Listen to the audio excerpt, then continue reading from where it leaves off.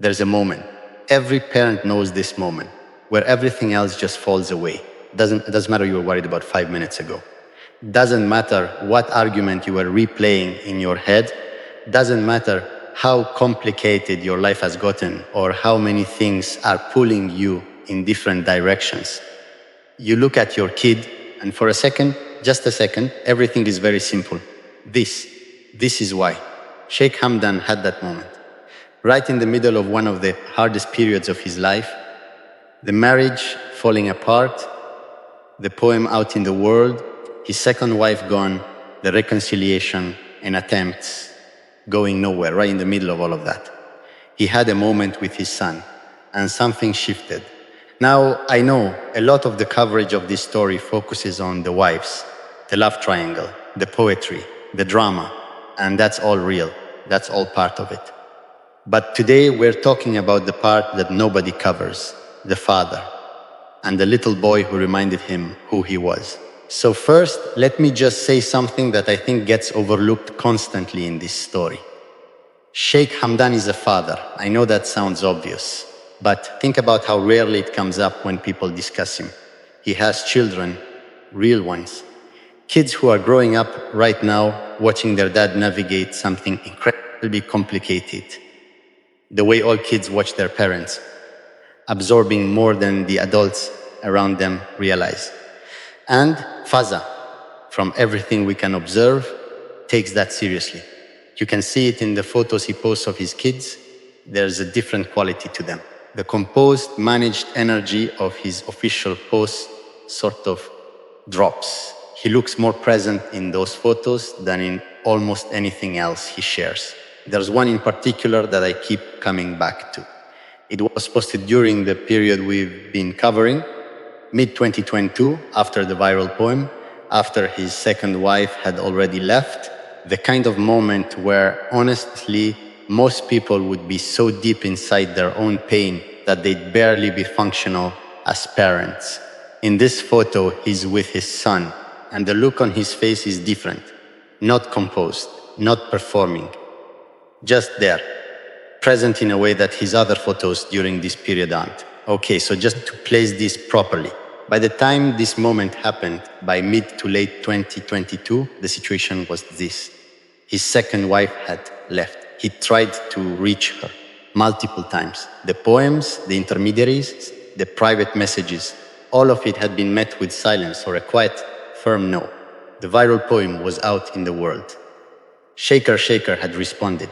The whole Arab internet had an opinion about his personal life, and he was still crown prince, still showing up to events, still signing things and representing Dubai and being the person his country needed him to be, while carrying all of that alone, essentially.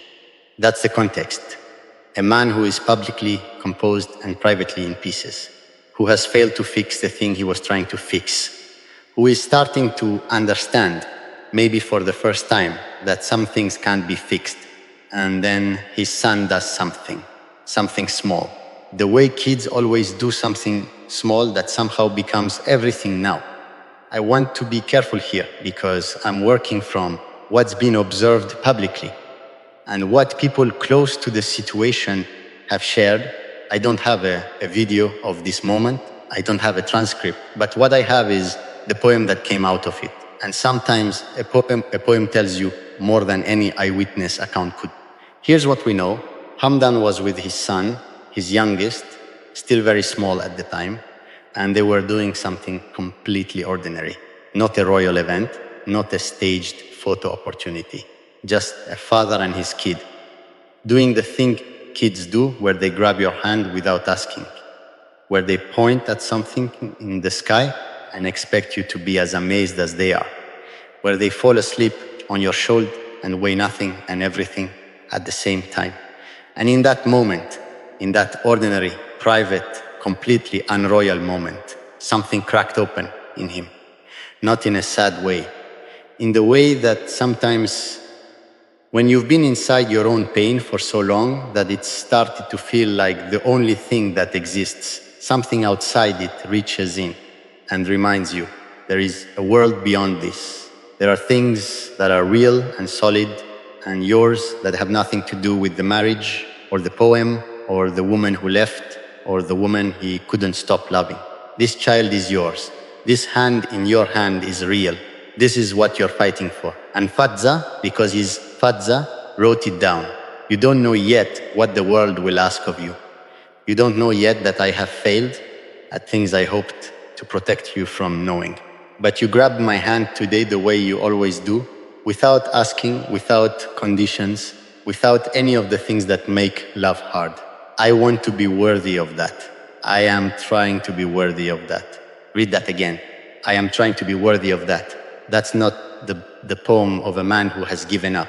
That's the poem of a man who just remembered why he can. Okay, so let me just sit with this poem for a second, because there's a lot in it. The first part, you don't know yet what the world will ask of you. That's a father looking at his kid and feeling the weight of what's coming. This child is going to grow up to be a prince. He's going to carry the Maktoum name. The world is going to ask enormous things of him. And right now, he's too small to know any of that. Right now, he's just grabbing his dad's hand. Then this line, I have failed at things I hope to protect you from knowing. That one hit me. Because he's not specific. He doesn't say what he failed at. But you know what he means. The marriage, the way it ended, the fact that his kid is going to grow up and eventually understand, the way kids always eventually understand what happened between his parents.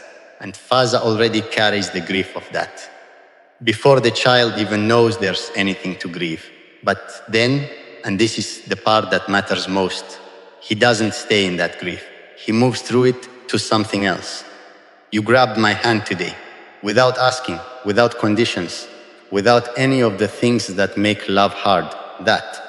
That's what he needed. After months of love that was conditional and complicated and loaded with history and hurt, his kid just grabbed his hand. No fagaj, no conditions, no complicated history. Just, here is my hand. You are my dad. That's enough? I don't know. Maybe that sounds simple.